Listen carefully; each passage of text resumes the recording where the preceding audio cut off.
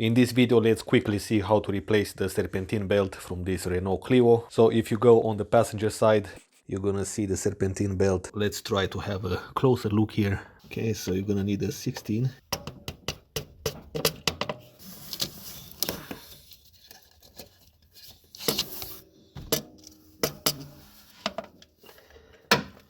Here we go.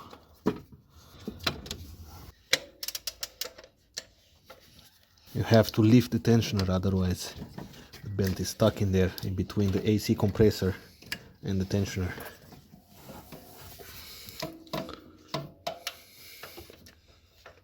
Okay, so this is the size of it. In total it's gonna have 1 meter and 60 centimeters.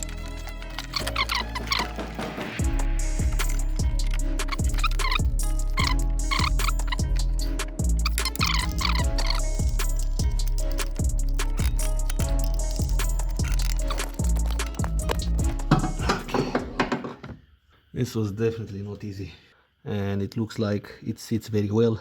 Actually, let's quickly start the engine and see if the belt does spin properly in there.